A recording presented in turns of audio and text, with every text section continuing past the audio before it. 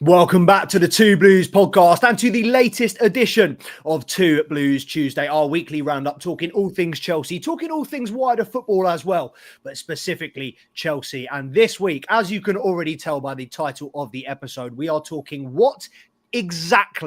just what has gone wrong at Chelsea, because 2 months ago, we were both extremely optimistic, along with a lot of you as well, a lot of our followers, a lot of the fans, very, very excited about where this young, exciting, attacking Chelsea team was headed. But 2 months later, a miserable December, a miserable January, couple of good wins in there, but all in all, it's been a terrible couple of months. So Charms, unfortunately, the return of our mini-series, What's Gone Wrong, culminates with a poor patch for Chelsea. So it's only right we spoke on it first. How have you seen the drop-off in Chelsea in the last 2 months? It's been drastic. You know, we started the league flying. I think that we were kind of overperforming, if you will. There was even the question of the title race, whether we were in one. I thought we were, to be totally honest. I've seen weirder things happen, but that dip in form, pretty much after that Fulham game at Stamford Bridge, and then ever since then, it just feels like we can't buy a win away. Feels like every time people are coming around to the bridge, it's the only time where we can really get a point. And even then, we're struggling to run away with all three. So I think that there has been quite the dip in form, and you can't just list it down like you can with Tottenham to injuries, or like you can to United with a fresh new manager with a new team. Like I feel like we had shown that we have all the ability to be that good team, to be Chelsea again, to re-establish ourselves in the Premier League and in Europe. The last 2 months, I think we've done an awful lot of backtracking, and it's been a bit of a difficult watch. I feel like, especially if you watch the football, it's not been sexy or exciting. It's been, every time if we go a goal up, I feel like I'm just waiting for us to concede. It feels like we capitulate after we bag the first goal, and we just kind of we invite the pressure. And we with the defence we have, I don't think we're the side that can really rely on inviting the pressure in and snuffing it out like we've been able to do in the past. So it's been a little bit of a mare, but whether that's down to tactics or just misperformance, maybe a little bit of both. But yeah, definitely not been an amazing time as a Chelsea fan the last 2 months. Yeah, as you mentioned, it was that kind of run of results in December, which I think most frustratingly of all were games that we pegged as wins, were games that we had said in a difficult run of form running up to Christmas, these are going to be the games, coming thick and fast. We're going to need 9 points out of 9 from Everton, Fulham, Ipswich. We got 1 point out of those 3 games. We then went on to draw against Crystal Palace. We beat Morecambe in the Cup, but we then drew against Bournemouth, beat Wolves, but then lost against Man City, and then lost, just about beat West Ham and then lost to Brighton again. So it seems like Chelsea have been sprinkling a couple of wins in there amongst a really bad run. But when you look at the wins, 3-1 against the Wolves side that realistically should have been more. We beat them 6-2 earlier in the season. 2-2 against Bournemouth, and that was saved by a Reece James free kick in the last minute. We did not deserve probably to win that game. 5-0 against Morecambe should have been more. We had a full team out there. But then you look at Crystal Palace, Ipswich, Everton, Fulham. Again, I'll reiterate, teams we should have wiped the floor with. And we have seen this Chelsea side. It's been on our DNA for years that we struggle against particular bogey teams. Everton have always been one. Brentford seem to be another. But we have these lower teams which we tend to struggle against. But I'd argue, while I think overall, and this is something that we will get into in the meat and two veg of the episode, I think overall we have progressed from last year as a team, as a side, as a footballing unit. But at the same time, I feel like we were so much stronger last season against the big teams. And I know we've beaten Tottenham. Man City first game of the season was a bit of a write-off. We drew against Arsenal. I just don't feel, I don't know if you share this as well or if you disagree, I don't feel we've been as strong this year against the bigger teams as we were last year. Well, I think that there are things to agree with and things to not. I mean, I think that offensively, we definitely haven't been what we were last season. I feel like in those big games last year, we were able to put, 4 past City, we were able to put 4 past Tottenham. We were able to go and really match the energy going forward. And it's interesting because that was back when Nicholas Jackson wasn't ticking. You know what I mean? It was when he wasn't a striker, and it seemed like we were bagging more goals. And now that he seems to have, come into his own and how much he offers to the team, which I'm not denying, you know what I mean? The air quotation is just based on the numbers. But now I feel like if we were to go and have a 4-4 draw with Man City, for example, or beat Tottenham 4-1, I feel like we'd be like, yeah, like look at us, like how we go forward, we're back. But last season it was just it was more of like a, especially that City game, it was like we could have, we probably could have done more. I mean, it was the defense we were looking at, and now I feel like, weirdly enough, even though defensively is probably where we're weakest, I feel like it's almost we're defensively better than last year better than last year than actually getting the goals against us by those bigger sides. I don't know. I think you think we're tighter at the back this year than we are last year? I think that, yeah. I feel like we're probably. I don't know, man. It's weird, isn't it? It's weird because I'm just trying to draw the comparison to the big team, and specifically with those big teams.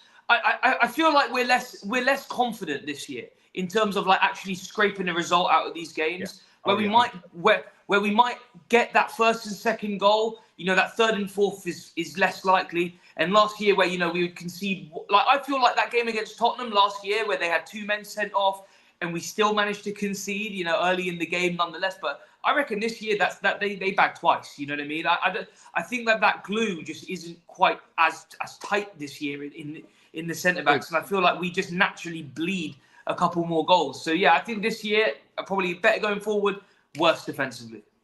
Yeah, I mean, I'm really enjoying this because I don't know, and I know we spoke about it very quickly before the stream, but I do have, and I'm not looking at them, I haven't got them memorized, but I do have the stats in terms of goals conceded this season versus last season. So it is going to be interesting to go through those.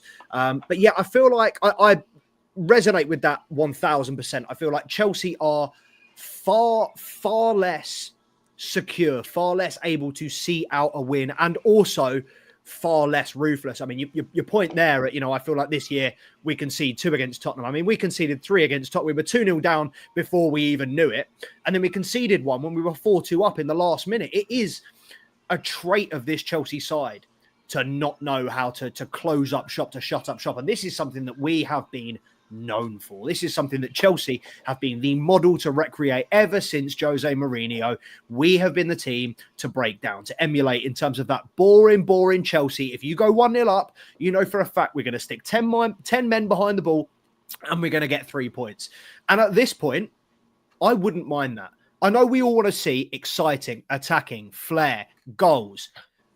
If Chelsea win 1-0 every single week and it's the most boring 90 minutes I've ever seen in my life, I could not give less of a fuck. Those 3 points are on the board. And I do feel like the basics, we should have started at the back. And while I do feel a little bit, I'm split. I do agree with you in a sense that I do feel like we are a little bit less rock and roll. I feel like we are kind of a little bit more stable at the back than we were under Pochettino. But at the same time, when I look at that back four, when I look at the players, and we haven't been helped this year by changes and by a lack of a consistent centre-back partnership, which obviously Thiago Silva benefited us massively last season. But I do think this Chelsea side, and how many times we've said it, I can't even put into words. I can't even think about it. This Chelsea side lacks experience. And I feel like we are now 4 windows in with this January, 4 transfer windows under Clearlake and Co. And while I do see improvements and I see the vision and I see the project, if you were to look at this Chelsea team 4 years ago, let's go with the 2021 Champions League winning Chelsea side. Edouard Mendy, Antonio Rudiger, Silva, Chilwell, Reece James, who were the best fullbacks in the world at that point, Kante, Jorginho. Do you feel like we've progressed since 2021 as a team? I think that we've definitely recycled. I think that, positionally, I think that we've had to do a lot of chopping and changing. Obviously, the squad is a lot younger. The squad that we have. I'll put it like this: when we won that European Championship, when we won the Champions League, right? You look at that side that we had out there at the time. If I had said names like, and with all due respect, like if I said names like Mason Mount, if I said names like Reece James, Rudiger, these are players that you would have been like, we haven't even seen their peak yet. These are players that have so much developing to do. I wonder what they're going to be in 5-10 years. 5-10 years later, Mason Mount's a lesser player. Reece James has spent a lot of that time on the chop. As good, if not a better player, but it's been difficult. And Rudiger moved on, and obviously he's become such like a fantastic world-class centre-back at a different club. You know, no one has really established himself out of them lot as Mr. Chelsea. You know, even Reece James, just because of the time he spent out. I feel like we didn't really appreciate what we had in the moment because we were so focused on how good they were going to be that we didn't, you know, looking back at it now, it's really easy to be like, wow, what a side that was. And, you know, players like Kovacic, we were just pulling up off the bench, who getting in, week out of Man City. You know, they're fantastic players from the Premier League last year. Like, and what I'm trying to say is, when are we going to do that about this squad that we have now? Because we're looking at this squad right now, and we have players like Jackson, Cole Palmer, Caicedo, Enzo.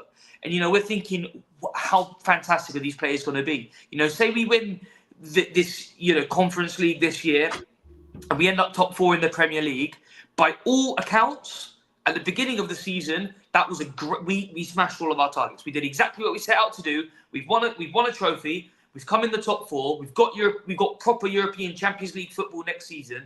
Now let's make a push for it. And it's easy now, after having such a good run of form, to look at this club and be like, did we peak a bit early, and do we need more of this? I think time is going to be the biggest teller of all. I think that it's going to be wait until we're in Europe. Wait to see if we win this, because nothing's confirmed.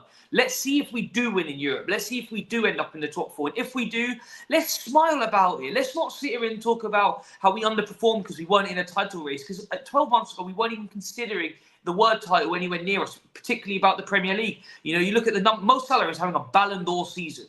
And you know what I mean? It's difficult to beat teams where they have players in Mo Salah's form, you know? It's difficult to beat a side like Man City when they've got Ballon d'Or Rodri in the middle, and they've got Kevin De Bruyne up top, and they've got Erling Haaland up top. You know what I mean? It's like, it's easy to kind of allow yourself to let the better teams win. But we are one of those better teams now. We're just not seeing it. Give it next season. If we actually are able to push for a title race, I think we'll be really proud of the club that we built over the last 12 months, rather than the feeling of sort of what's going on that we're in at the minute.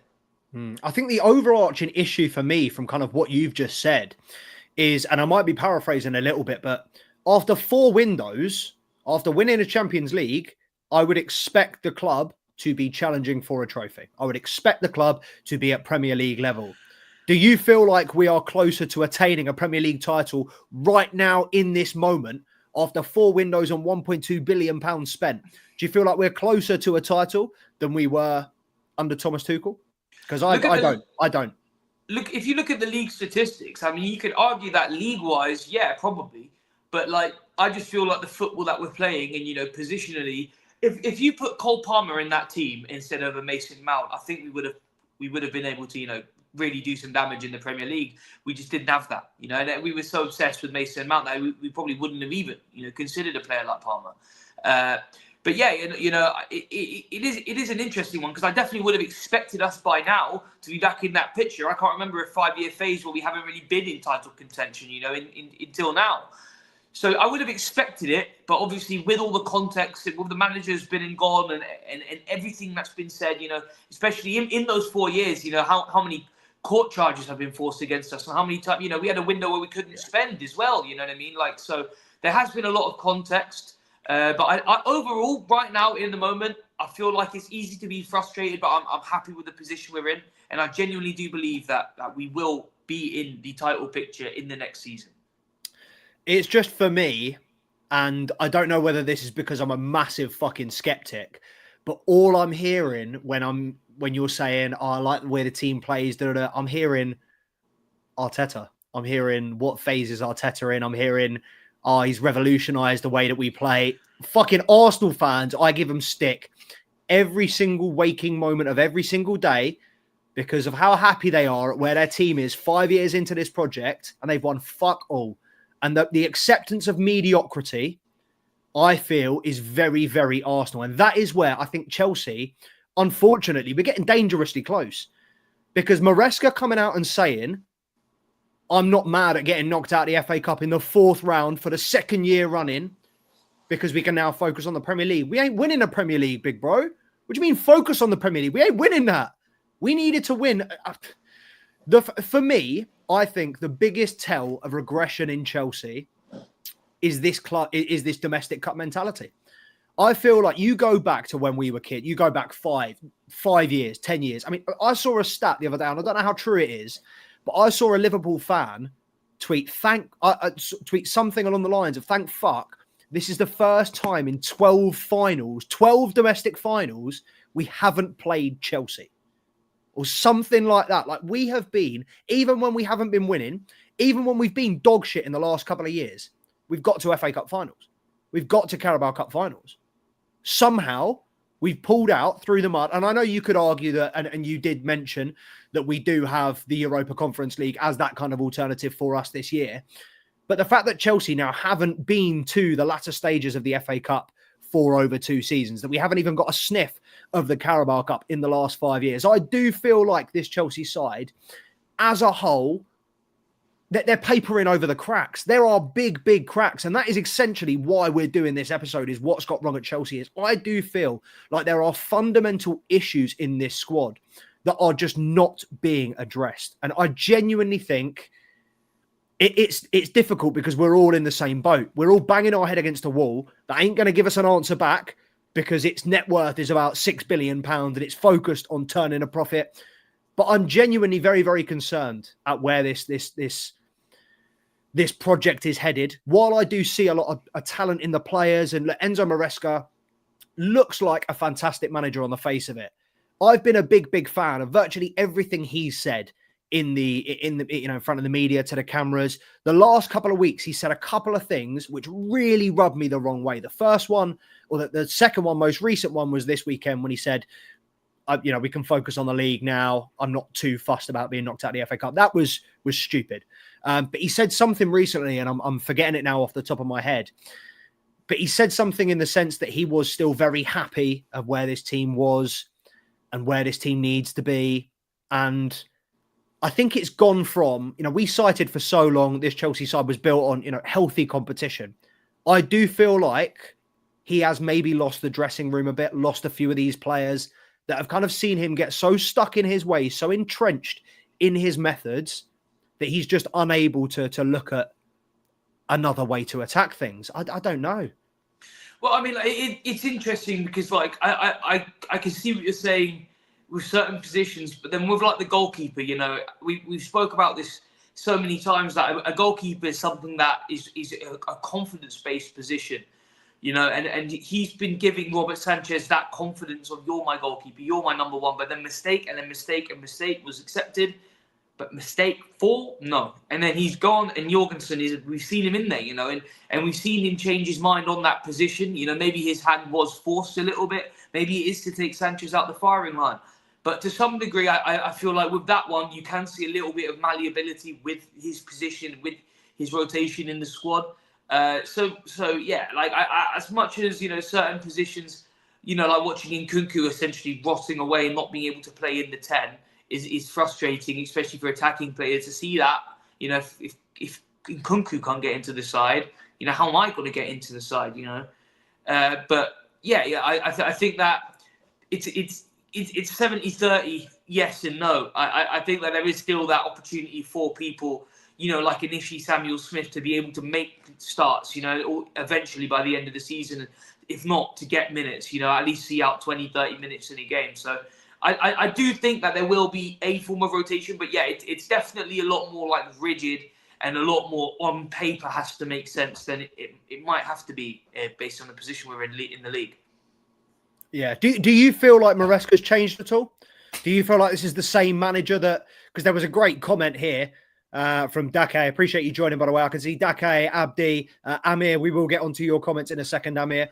Everybody in the chat, appreciate you. Big up. Make sure to like, comment, subscribe to the channel. But Dake says, Maresca was talking the way I wanted a Chelsea manager to talk first half of the season. He was ruthless, direct, no nonsense. But recently just felt like Potter talk again. And I genuinely do feel like he has changed. I feel like, I don't know whether tactically he's changed or more tactically he's been found out. People have kind of clocked on to how to stop it. I feel like they've stifled our attacking outlets. We are not as quick going forward. And I don't know whether that comes from the players, because I don't imagine he would have told them to change. I imagine that comes from the other side of managers shutting him down. And that was something that was said by the Leicester fans big time last season. They said first half of the season, it was unbelievable. Second half, he got found out. And we all know how many points they dropped. And they were, 20 points clear? Something ridiculous like that in Christmas. And it was very, very close by the end of the season. So this is not a new trait for Maresca. It seems like he is very kind of stubborn in terms of his methods of playing. But how do you feel like we're watching the same Maresca that we were first few games of the season? Or do you feel like he has changed? There's definitely been an adjustment. I don't know if it's... I think it was a little bit too orange ball at times. I think that we were a little bit too gung-ho and trying to go for the jugular when we couldn't quite see it out. So I think we've tried to tighten the knot a little bit, sturdy the ship. And I feel like that's ended up with us being maybe a pinch more secure at the back in the last few weeks, even though we're losing games. I feel like we might be a little bit more secure, but I think that the reason we're losing those games is just the trade-off of what that does on the offense. As it says here, we were fast, we were direct, and we were cutting the defence open. I remember weeks where we would just be slicing the ball down from Palmer from 70 yards. You fly a ball down to the far side on the left, and it would be who's going to get to it. Neto, Sancho, they're going to pick it up, they're going to dribble it round, they're going to fly it in, and it's going to be Jackson. It's going to be one of those attacking players. We were trying to play that football. I feel like now the same break would have 6 or 7 more touches in there, and it'd be a lot more thought and a lot more slow. You know what I mean? And I think that maybe the only player who I haven't seen that directly affect is Sancho. I feel like he's still got the confidence to go out there, beat a man, tap it around him, and try and make something happen. But when it comes to players like Neto, even Palmer, I feel like slow up a lot more the last few games than they did in the first bit of the season, where they felt that confidence to go in and even shoot from range. I feel like we shoot when we're confident we're going to score. We're not shooting because I've got a chance here, and that's what I loved about Palmer. That's what I loved. I loved the fact that he could be 26, 28 yards out and see the keeper and go, you know what, fuck it, and smack it. And we saw that even in the Euro final. He picked the ball up and thought, you know what, fuck it, I'm drilling it, bang, goal, and it's equal. And I feel like maybe that's what we need, and that's probably the fat that's been cut out at the minute, is that little bit more freedom to be expressive when scoring a goal, rather than that tight, we need points, let's just pass it across. I'll put it like this. When I can't remember what game it was, but you'll know exactly what I'm talking about. When Palmer had the ball and he passed it, a little bit of a spoon pass out left to Jackson, and he takes a touch with his right foot out and he looks for another pass. But I feel like you've just got to absolutely leather it. And I feel like in the first 10, 15 weeks of the season, he would have just hit it first time, because if it misses, it misses. But if it goes in, it goes in. You know what I mean? Yeah, I feel like the team that we saw, and talking reliance, while you're mentioning Cole Palmer, I feel like the reliance on Cole Palmer, nobody doubted, nobody questioned it last season. It was very much Cole Palmer FC. We were very aware. We weren't trying to argue that. We knew he was the talisman. He was the one that was going to dig us out of the trouble every single time we got into it. But this season, the start of the year, yeah, Jackson was in form. Madueke was, scoring. Sancho was grabbing assists and a couple of goals as well. Neto even, looked like a fresh injection into the team. But I feel like 20 games in, we've just gone back to that reliance of Cole Palmer. And I know that Enzo likes to use him in the middle, and that is obviously a big position. He's central to everything. Everything goes through him. But I do feel like Chelsea, it was one step forward, and now it's 2 steps back. I feel like we kind of got to the space where Sancho was confident, Madueke was confident, and they were all a little bit more. We saw it with with Jackson and Madueke both squaring it for each other earlier in the season. We saw that players were selfless. They were doing it for the team. They wanted to make things happen, and they all wanted to get involved. And it was just good chat. It was good banter. And then you move 20 weeks in, everyone's starting to struggle. No one wants to pass in front of goal because they all want to be the one to score, particularly Noni fucking Madueke. I've got to disagree with you on the Sancho thing. I think Sancho's fallen off in the last couple of weeks. I think Neto doesn't have the same hunger. I think Nkunku, massive. The Nkunku that came on at Brighton was not, that played at Brighton, was not the same Nkunku that's been playing in the Conference League. I don't know what has happened to his confidence. It has got to be a confidence thing. It has got to be the fact that he can't get into the Prem team. So he's just thought, you know what, sod this. I'm not even going to bother. If I play well, score 12 goals and can't get in the Prem team, I ain't even going to bother trying in the cup games. There's no point. And fair enough at Nkunku. You know what? I think he's a fantastic player who's been utilised incorrectly, dealt with unfairly, not given the minutes he deserves. At the same time, I do see why he's not the perfect match for the squad, but I do think he offers so much more than he could do. I feel like the players have just lost, and it's gone from, I don't really know what changed. I suppose this is what we're trying to answer, but we went from being in a title race and Maresca saying every single week, we're not in a title race. We're not in a title race. And that was when we were hungry. We were, we're underdogs. We're still there. And I do feel like it was that moment of realization where the Chelsea players got to second. We thought, yeah, no, fuck, we are in a title race here. And as soon as that level of expectation, as soon as that pressure came in, they all just fucking crumbled. That's what it feels like to me. Yeah. No, 100%. I think that's a good way of spotting it. I think that, especially with that game at Fulham that I mentioned being that sort of spark that we were both at, obviously that's Boxing Day. I think that everyone looks at the table on Christmas Day because there is that history of sort of whoever is top at Christmas ends up winning the league and whatnot. I think that when you looked at it on Christmas, everyone's just got a day off. They're looking at it and they're thinking, we're second here. We can genuinely win the Premier League. We just need Liverpool to lose a couple of games and we need to win. We have a really easy run of games coming up now. We can't afford to lose them. And I feel like, going 1-0 up against Fulham, we were all smiles being like, this is real. This is really real. And I remember everyone sitting about me was thinking, this is like, we look good. And then the physicality beat us and the confidence went. And obviously we conceded those 2 goals, whatever. I feel like the same thing happened the week afterwards. We started playing well. I'm pretty sure we bagged first as well. And then it just became a question of, we're getting out physicaled here, crumbled, lost. And he's becoming a pattern of regardless. And you said this at the beginning of the season. Feels like Chelsea, both teams to score is just the freest money you could ever have. Because regardless, we're going to look good going forward. Is when are we going to concede first and then play catch up and bag? Or are we going to score and then think we've won the game, not see it out properly and then concede? Because it's realistically going to be one or the other. And yeah, it's confusing to understand exactly what this dip is, as you were saying, like whether it is just a confidence thing. But then again, just going back to what I was saying about Sancho, I feel like it's not the confidence to beat the man. As it says in the comments here, I think it does kind of feel like he's been told that he shouldn't really push against one-on-ones, and I saw it. I think he's the last one left that was actually doing that. But then, as I said, completely forgot against Brighton. It was switched off. You know what I mean? So I do think it is a tactical adjustment rather than the players. And it is probably us trying to be a little bit safer and slowly integrating a sort of more Chelsea type of play where we can just get that 1 or 2 and then coast off of that. But yeah, we need to tighten up if we're going to play football like that, because it's overly frustrating to watch our team go 1-0 up and then try and do the defensive ball and actually end up losing the game 2-1 and then have nothing going forward the minute that second's conceded.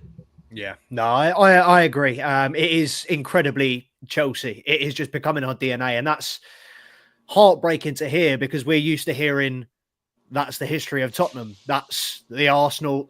It's worrying that we are starting to become one of these typecast clubs that you can just kind of tell before we even turn up. I mean, it's arguably the most frustrating thing about Chelsea, but similarly, you never know what you're going to get. You could get an absolutely fantastic team performance. You could get the most boring 0-0 of your life, but you knew that Chelsea was going to come out with some sort of quality. But nowadays, you don't know if we're going to go ahead and fall behind. If we go behind, we might come back. You never know whether these Chelsea players are just going to out and down their tools or if they're going to pull it together. But it does feel like more often than not, it does feel like they are down in their tools. And I think, Dake said here, I think Nkunku wants out. He's mentally finished at Chelsea. I feel like a lot of players are. I feel like a lot of players, and it's a bad example because, he's twerked for every club he's been to in the last 4 years, but João Felix. I don't know if you saw João Felix's interview the other day where he said, I'm at home in Milan. Kaká is my idol. I would be happy staying here for many, many years. He said something similar at Barcelona. But you know what? I want to be mad at the geezer. Can't be. Have no reason to be mad at João Felix because we didn't play him. We haven't used him.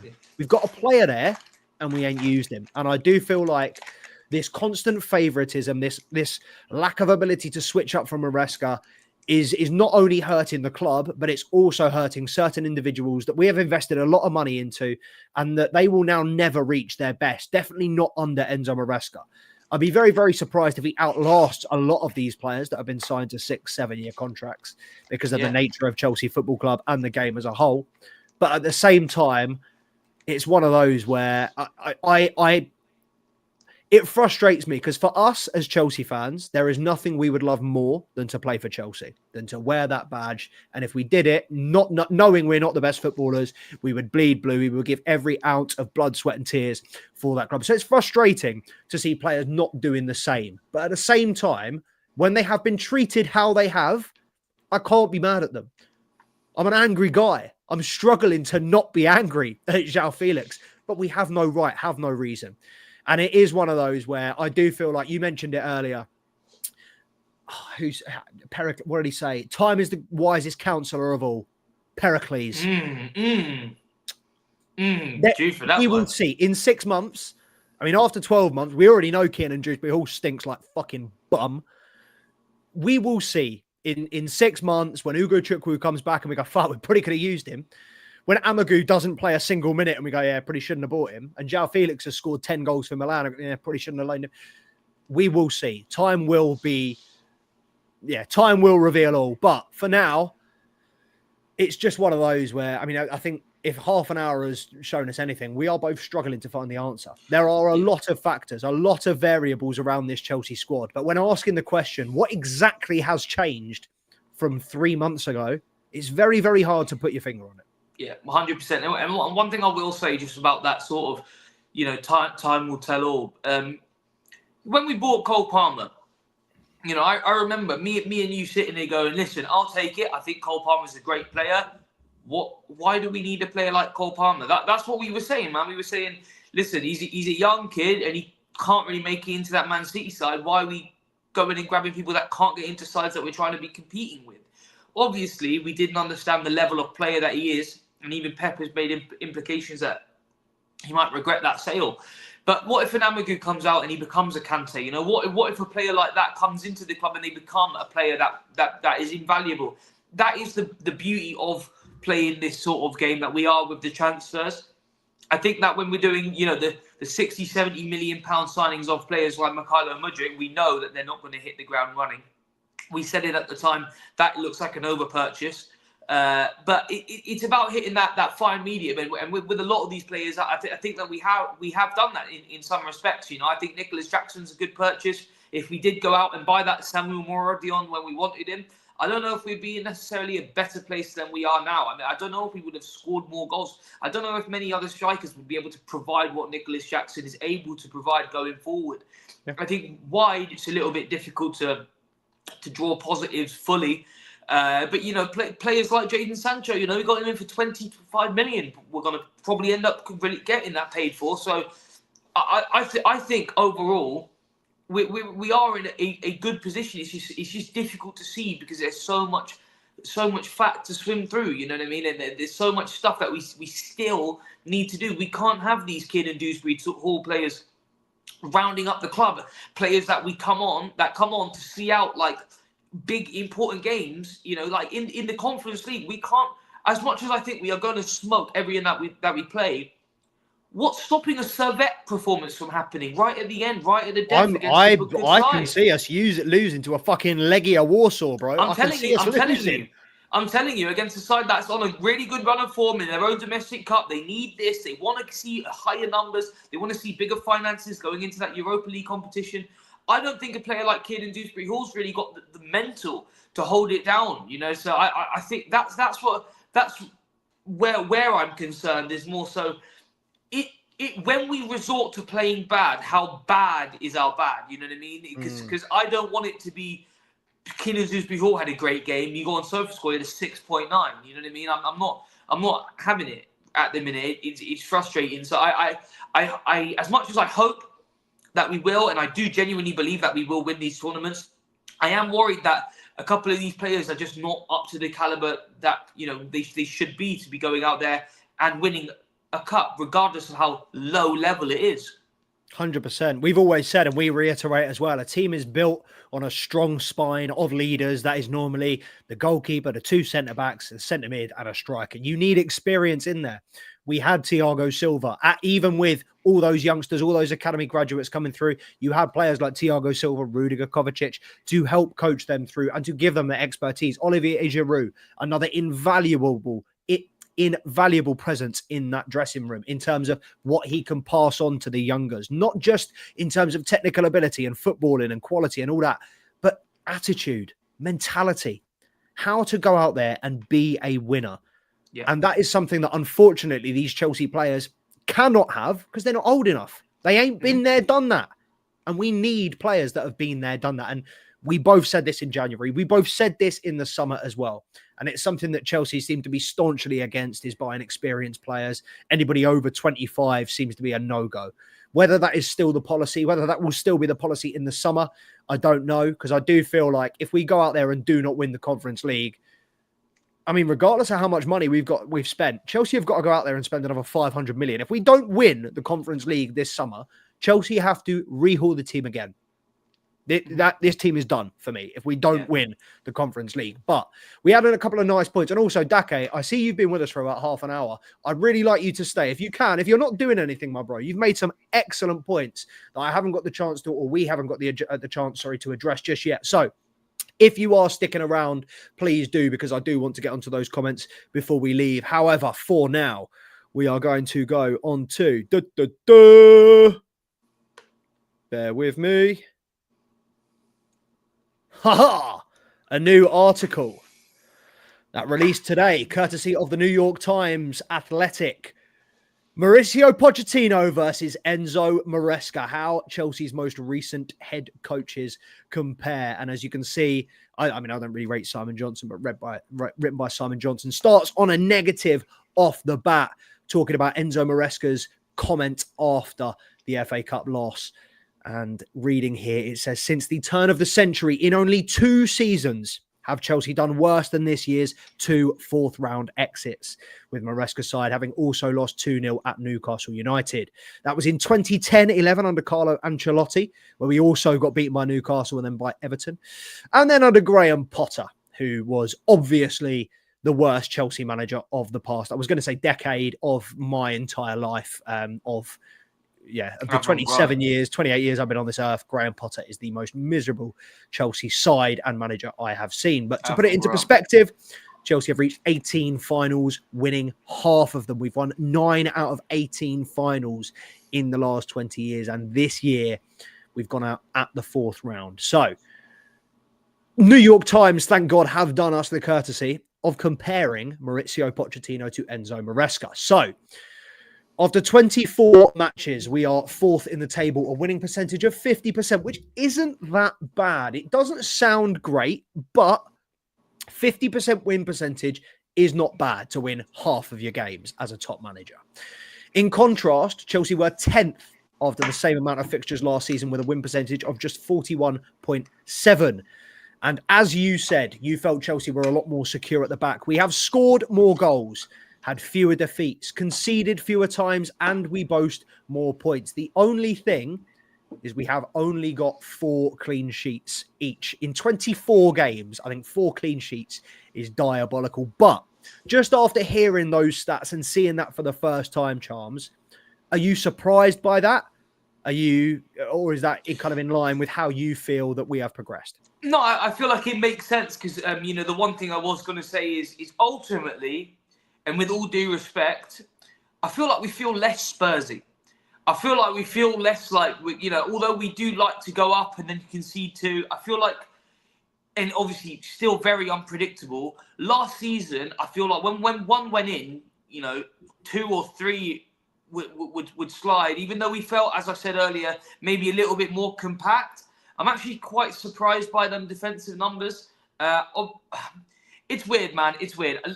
Positionally, I remember being extremely more frustrated and more animated at this point in the season last season and thinking, my God, we've gone out there and bought Tottenham's manager and got Tottenham's energy with it as well. But I haven't felt that this season. You know, although I felt frustrated, I feel like my frustration more so, as I said, comes from the fact that I thought that we were in winning ways, and it looked like the ship had started to steer. So it's interesting that this comparison is so clear, because the frustration is starting to set, and we're thinking about how much have we developed from them, how much more have we done now. And although at times you might be able to think, oh, you know, Pep, you know, he was a bit more of a proven manager. He had more of like an actual real system that works, and he could adjust, and he wasn't just set in his ways. I feel like we are in probably a better position now than we are then. And numbers or no numbers involved, yeah, I definitely feel a lot more safe, if you will. It's interesting, though, because, and I'm kind of glad that you didn't have eagle eyes and read onto that last little bit, though. It's a clear win from Maresca, but we have to bear in mind that Pochettino lost one of his last 15 games in charge. Pochettino had an exceptional second half of the season. So if Enzo Maresca doesn't fix up in the next 14 games, he could have a worse record than Maurizio Pochettino. And that gets even scarier when you look at this head-to-head. And this head-to-head is including domestic cups. And as you can see, it is a lot tighter. They have counted Chelsea's Carabao Cup quarter-final victory over Newcastle from last year as a draw because it finished 1-1. But if you turn that into a win, Pochettino's win percentage is higher than Maresca's at 51.5. So if you take into account domestic cups as of this point last season, Maurizio Pochettino has arguably a better record. But then again, like, you know, I think that's without the European football as well, which you do have to look at the amount of players that he had able to utilise across those tournaments. If you know, you ask me, out of everything bar the Premier League, what would you want to win? You know, FA Cup, Carabao Cup, or the Conference League. I would say the one that mentions European clubs. You know, that's one that's going to have some pedigree long term. So it's maybe a little bit of a skewed statistic, just based on the fact that I think that the European football is a little bit more predicated in what we need in hit our targets this season, where last season obviously that wouldn't have been one of them. So the rotation that he had would have been able to use. You know, if we were able to go out there and play a mix of full strength and B-team players in those cups, and I know that obviously the teams, they do look strong and they do look good enough to get these wins across the line. I don't think that we're going out there 100%, like 100%, to go and win those games, which obviously is frustrating to hear, but I think that the football speaks for itself. Yeah. So this is what the table looks like when the European games are added. Obviously, no Europe for Poch last season. And you could argue, I mean, obviously he has 45 goals. I mean, that's goals conceded. So, oh yeah, that's even more goals conceded. Yeah, fair enough. So Maresca clears him in every single category. More goals for, more goals against. I know there's 3 extra games. You could argue the clean sheets is probably the same, but 3 more games played and a higher win percentage of 10%. Does it feel like, I mean, they've said here, that would be a return the fan base would have been more than happy with before the season was underway. Do you feel like, and a big part of this what's gone wrong at Chelsea is, of course, as we alluded to earlier, down to the overachieving of Chelsea earlier on in this season. Yeah. Do you feel like at this point we are still very much on track and this is kind of just a knee-jerk reaction to a poor 2 months? Or do you feel like, I mean, I would personally err on the side of there are bigger fundamental issues, but I can also hear, leave it. It's, you know, it's just minor teething problems. What are you closer to? Which side are you closer to? Teething or fundamental? I'm leaning more towards the side of, if Pochettino's season was flipped, we wouldn't have had that same reaction that we had of, we should give him more time. We're just finally starting to hit our stride. I feel like it would have been more of the same. And you know, we have a season where the beginning's really weak and the end's really strong, and it's like, keep him because we're getting there. And then we have another season where it starts really strong and it's starting to get weak, and we're thinking, let's start drawing for the comparisons. What if Maresca doesn't keep flopping the rest of the season? What if he does tie the shoestraps? You know, there's no comparison who is a better manager. I think that it is. I'm leaning teething problems. I think that it's really difficult. It genuinely is really difficult to come into a side from a team like Leicester, which granted that they smashed the first half of the season and then started to flake off, and then he comes to a bigger project like Chelsea, and it seems like the similar issues are taking place, but I think it's just about Maresca learning about when he gets found out how to make these adjustments on the fly and what adjustments are going to work. And once he figures that out of how do I counter the counter, then we're going to be in a good position, because there's no counter to the counter of the counter. That's just not that. It just doesn't work like that. You play your hand, they play their counter, and then you try and foil that, and then they can try and work out the difference. And if they do, you go back to square one, because we can play two different styles of football. It's been difficult to do that. And if we get into that bag of being able to kind of switch about, and as we said earlier, get a goal, maybe even, and I can't believe I'm saying this as a Chelsea fan, score a second goal and go 2-0 up and cash everyone's early payout. What? Then I know, right? Slap 10 man behind the ball and play the football that we know we can do. Because I know for a fact those centre-backs can do. I know that the most experienced first-teamer is Tosin Adebayo, but he can do that. I know Reece James can do that because I've seen him do that in a system under Tuchel before. I know that we can do that in the middle. I think that we can do it. I genuinely think that once we get over these issues and we can find a way to play against people that can invite the pressure and just bake off and play our football, get back into that 60% possession statistic, but still be happy with that 30%. I think that we can do it. I think Maresca one thing that hurts him is the fact that we're Chelsea and we set a high bar for ourselves. We always have this expectation of winning, and we always have a revolving door of managers. And I feel like he's stuck on the glass and the door's just spinning. Is he going to fling out into the success trajectory, or is he going to end up in the bin? Because right now we are in that sort of middle of the revolvement, and I really do think he's going to end up sitting on the couch with his feet up. Oh well, we've got our first Clown Lake out in the comments. Not the first Clear Lake out on my that I've seen in recent weeks by any means, but the first that we've had on this channel. So welcome, Stephen. Appreciate you. And yeah, I mean, I would tend to agree.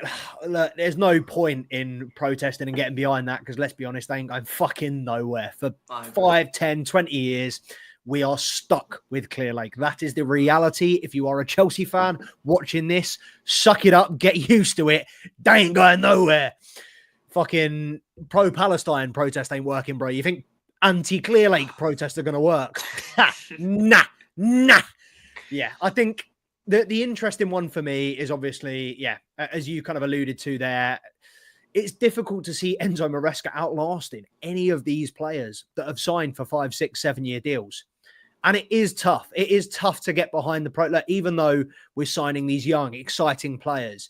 It is so tough to look 5 years in the future when we're struggling so much right now. Like, we can't even see the trees through the woods. Like, it's very much prioritizing the wrong thing, I feel. And that is a fundamental issue from the club, the structure, the sporting directors, the recruitment, all of it. I feel could do with a little bit of a rejig. We could both be eating our words. We could be sitting here with a plate full of humble pie in a couple of years with Kendry Paez, Esteval Willian, Amagu, scoring hat-tricks every single game, setting the world on fire. Could be eating our words, but I don't see that. I don't have that gut feeling in this Chelsea team. Don't get me wrong, I love this team. A lot of the individuals, I love them, and I really, really want this team to succeed. And I think if they turn it on their head and get back to the team they were 3-4 months ago, this could be a really, really positive second half to the season. But I look at these clubs that we're going to play. We have 14 games left in the Premier League. And that might sound like a lot. But in about a month and a half, we start or 2 months, 2.5 months, or 2 months, we start our running. Our last 5 games in the Premier League: Everton at home, Liverpool at home, Newcastle away, Manchester United at home, Nottingham Forest away. 4 out of 5 teams that are going to be competing for European spots. Liverpool, we might as well just write off now, because they're going to be chasing the title. They're going to need those 3 points. And let's be honest, we're probably going to want to give them to them. But Manchester United, Newcastle, Everton and Nottingham Forest, I'm looking at that run-in. We've also, between then, got to play Tottenham, Brentford, Arsenal, Villa, and Brighton this weekend. I'm looking at those games and thinking, yeah, we're fucked. We ain't making Europe, mate. Nottingham Forest are going to beat us. Bournemouth are going to beat us to Europe. I genuinely, as we are standing right now, I do not feel confident about our chances of making top 4. Do not feel confident at all. No, I can understand it. I can hear it, especially with some of those heavy hitters that you just listed. I mean, even teams like, Brentford, we've seen how they perform against us. And I think that Nottingham Forest, the last game of the season. I mean, listen, if the league is tight enough, that's going to be a fucking mess. That's a top 4 battle. Top 4, that's a title contender battle. If Liverpool drop enough points. Easy. We're not title contenders. They are. Hey, that's what I mean, bro. If it comes down to the wire and the Premier League ends up being the Premier League, we might be giving Nottingham Forest a win so they win the league over Liverpool. Because if it comes down to it, and Liverpool draw 1-1 final game of the season, there's 2 points in it, and we got Nottingham Forest. I'm let them win 3-0, give them the league. I'm not having Liverpool win it, mate. I'm sorry, I'm not. I genuinely would rather that, and it's going to be interesting seeing how many points we're able to get up until that point. I mean, obviously, the Liverpool game, as you said, it's going to be very difficult. I think that, with all due respect, Ruben Amorim's United, by that point, they should have hit a stretch. They should have hit a stretch of good form. They should have found their rhythm, and that should be a hard game. I mean, that's probably one of the easier ones out of the list, but that should, on paper, be a hard game. We're losing that, bro. We are losing that game. Anthony emergency callback. We have lost that game. Amad Diallo hat-trick. I can see it, bro. Harry Maguire, 90th minute on a Bruno Fernandes corner. Sanchez comes out, misses the ball. Slabhead fucking powers it in. I can see it happening. And as Dake said, fucking Hudson-Odoi knocks us out of the Champions League spot. Bonks on our head. Just after he did... Bro, did you see that interview he did as well? With Lad Bible. With and they were like, celebrating in front of your former team. And he was like, nah, that's not on. And they both turned to him and were like, brother, you did that against Chelsea. Like, who do you think you are holding the moral high ground? Yeah, we're going to get dunked on, bro. We're going to get dunked on by fucking... Who plays for Everton that used to play for us? I don't know, we own half the Premier League at one point. I was going to say, we've got a player on loan at virtually every single club. There is going to be someone... Amanda Broya. Broya's going to come back and dunk on us. We're just going to be like, you know what? Fuck it. He's been injured all season. You might as well play him. He's going to come on 85th minute and fucking score. Beto's going to take us for fucking... Beto's going to have fucking Tosin and Fofana in a fucking spit roast. It's going to be disgusting, bro. We're going to see Amad, Fernandes. We're going to see Hoyland and Xerxes on the score sheet, bro. I'm going to hang up, bro. I swear. We're handing out charity points. Lads, if you want 3 points, fucking sign up now. Chelsea are handing them out. On to the closest of the fixtures. And this is probably one that we could potentially predict. But obviously, Saturday was the first of a Brighton doubleheader. And look, if you were to say to me, you've got to pick one of the 2 games to win, obviously it'd be the Prem. So if we win on Friday, I will be slightly less concerned about the loss in the FA Cup. However, I don't know, man. It's been a while since I don't know how you see it, but it's been a while since I've been confident about a Chelsea game. No, yeah, for sure. I mean, I feels like every time I get confidence, we lose, and every time that I start to give up any hope, we win dramatically. Look like we're back again. So I've started to give up hope. So we'll probably win 3-0, look dominant. 3-1 and look dominant. But yeah, man, I think that we have to get this win. I think that all the context around the situation is screaming for us to go out there guns blazing. I'll be honest, Palmer needs a big performance, and he needs one soon. He needs to get, I don't know, maybe his confidence, but he needs to get firing again. I feel like we've had a couple of weeks now of not bad performances, but definitely a lot more hidden, a little bit kind of, with his hoodie up, just kind of trying to do his thing. Do you think he might be getting a little bit disillusioned, having to do it all himself? Oh, 100%. He was never supposed to be that player. I mean, signed in, he was never supposed to be the person that was the focal point in the midfield. I don't think he expected that for his career for another 3-4 years. And obviously, the year he had last year is I wouldn't go as far as to say a 1 of 1, but it's very hard to hit the level that he hit last year in just a calendar year. Season, yeah. Exactly. Just in a calendar year to hit the heights that he hit from a project academy player who couldn't quite make it at City to someone who's arguably starting for his country, you know, and he should have been starting for his country in a major international tournament. And now, maybe we've not hit a wall, but he's definitely, I think, knows his ability is where it is. And not many people shoot from the angle that he did a week ago that got the deflection against West Ham, which ultimately won the game, right? Not many people really have that in them. And although he does still have that spark and he is still going for it, I want more clips, to put it simple. I want more highlights. I want more moments of individual brilliance from Cole Palmer, because I feel like now we're trying to get too many players involved and he's trying to do much as sort of this talismanic linchpin of the club that I think that he's forgot that I'm him, to be honest. I think that he thinks like I'm them rather than I'm him. Yeah. Give me that ball. You know what I mean? Bro's an entire hive mind currently. He is fucking. He is a collective. Yeah, he has to be. I'm telling you, he looks in Noni Madueke's mind. He's just thinking of Ruby Rose. He's like, chill, bro, chill on the ball. Well, that guy. What's your thoughts on Madueke recently? I think he's gone in September, G. You are tired. That is a tired individual. I think he's gone, blood. I think summer comes around. I think somebody's had enough. Shall I tell you? Listen to this, yeah. I think somebody smell like shit.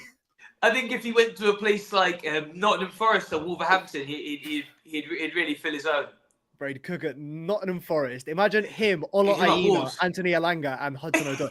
Well, Nottingham Forest. Madueke is the most Nottingham Forest coded player I've ever seen in my life. I'm telling you, bro. And you know that he would bag. You know he would get a Ballon d'Or shout if he ended up playing for them, bro. Imagine all of them behind Chris, bro, and Chris Wood putting in them crosses. Chris Wood is what they need. You know what? Swap Noni Madueke for Chris Wood right now. Winston Lee, Stewart, if you're watching, Clear Lake, if you're watching, Wood for Madueke, straight. Not that kind of Chris Wood for Madueke, straight swap. This stream's been crazy. Charms was like 2 or 3 comments away from dipping about 5 minutes ago, but Yeah. Take said he's frustrating as well. You can see the talent there. I like how direct he is and tries to take on his man, but at some point you need better output. Yeah, and I think that's the biggest frustration with a lot of these Chelsea players is Neto, Sancho. I've been willing these guys forward. Madueke, big fan of him. I've been willing them forward. Finding the positive. Of course, we like to find the positives. If a player drops a stinker but has 2 or 3 little moments of brilliance, of course, we're going to focus on those moments of brilliance.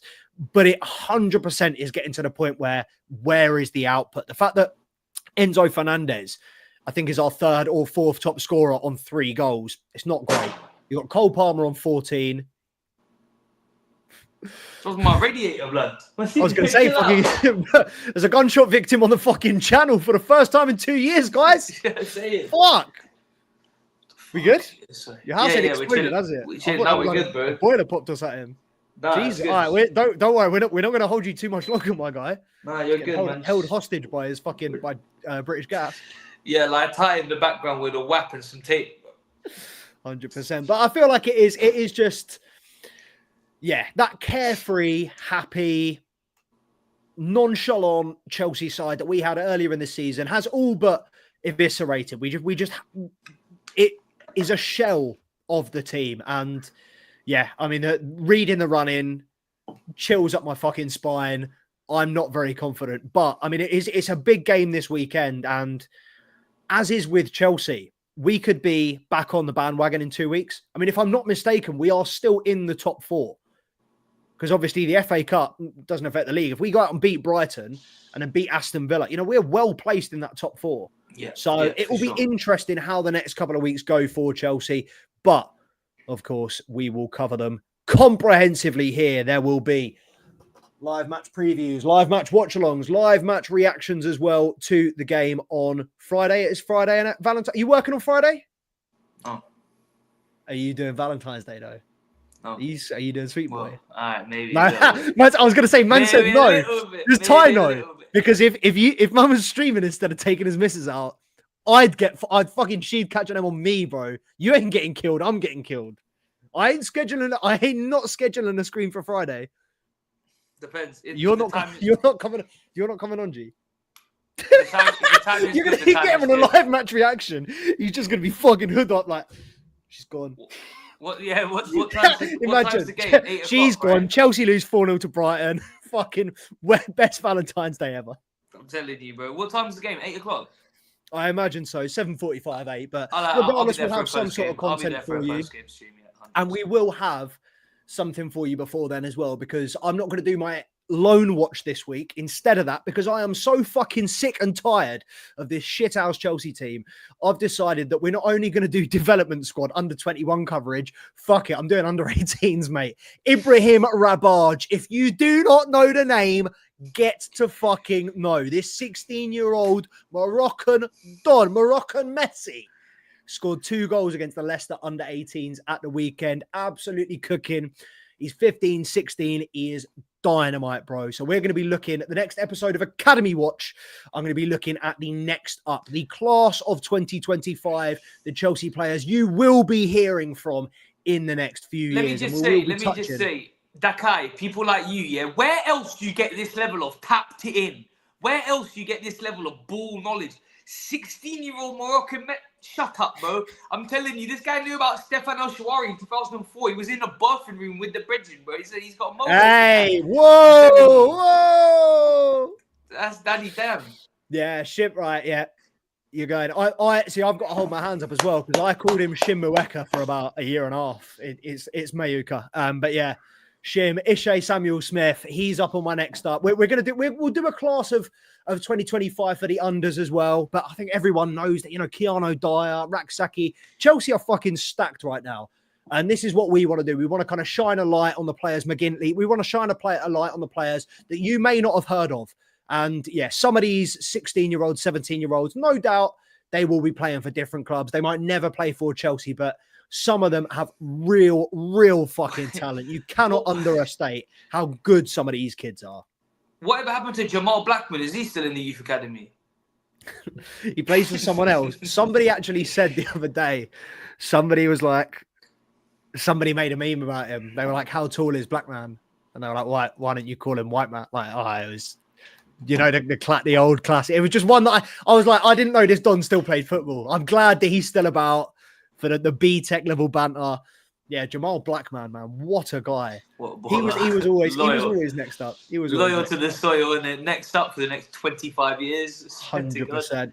But yeah, Dakar, you're not wrong, man. Cobham, best academy. Fuck that, bro. Best academy in the world, man. La Masia don't produce the talents that we produce. But yeah, unfortunately, the fact that we're signing 15, 16-year-olds probably would on the side of these guys are never going to play. Another one, Landon Emanalo, son of Michael Emanalo, one of our sporting directors. He's a fantastic player who signed his contract recently. If I get into this rabbit hole now, I'm going to keep going. So let's end the stream, Charms, by doing a quick little score prediction. Not on Chelsea, though.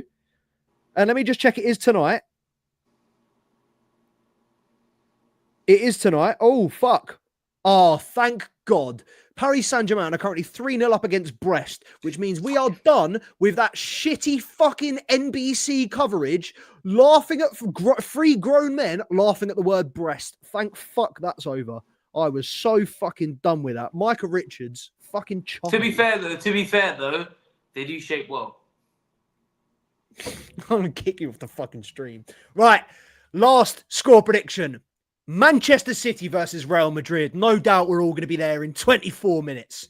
Charms, who do you see going through? There's a giant killing in there. One team is not making it to the knockout stages of the UCL. I mean, the odds would say that Man City had the advantage, but that's not what I see. I think Real Madrid are going to go out there and do their thing. I think that we're going to see, let's call it 2-0 for Real Madrid. Let's have a quick look. Get £10 returned and free bets. Nah. Yeah, trust me, they're doing the bet builder thing on 365. Both teams to score. Man City versus Real Madrid is even. I don't like it. It's a bullshit cash. I don't like it. Both teams to score even. I don't like it. It's one of those super boosts. They both need to win. Yeah, I know, and that's why it's going to be a cagey game of football, in my opinion. I think that. Yeah, you're not wrong. Man City odds on 19-20. Real Madrid 5-2. I can't lie. I'm going Madrid and both teams to score. Yeah, I like it. I mean, I like Madrid money line straight up. I'm just going to take Madrid as they come. Mbappe anytime 5-1. Oh, let us know in the comments. Too good. Let us know in the comments. I might, you know what? There might be a few bets going out tonight. I might have to place a couple of little £1 bets, but Dakai, I appreciate, mate, Dakai, fucking, you're saving me money here. Madrid going to concede for sure. Also, haven't beat any top team this season yet. I'd say less. Man City and both teams to score. Let's go. Fucking let's have it. Get your predictions in the comments. Get your bet slips in the comments as well. Let us know what you place on before you place it or before the game finishes so that we can come back and ridicule you when you lose or beg for your pennies when we find out you cashed out. But either way, appreciate every single person that's joined and a massive special shout out to Dakai, man. I don't know. I don't know if you've been a subscriber, if you subscribe to the channel. I don't remember ever seeing your name on this page before, but it's been a fucking joy to have someone insightful and tapped in the comments. So I appreciate every single thing that you've said. I hope you're here for the next stream as well, and we can get a little bit more involved. And Dakar, I don't know where you are, bro, but if you ever want to jump on the stream, my guy, I'll pay for your webcam, sunshine. I'll pay for your webcam, sunshine. Get on. But yeah, make sure to like, comment, subscribe to the channel at Two Blues Podcast on the Instagram and the TikTok. We will be back for Academy Watch, chopping it up with Charms, and of course, Chelsea versus Brighton on Friday. Until then, love you lots. Up the fucking shells.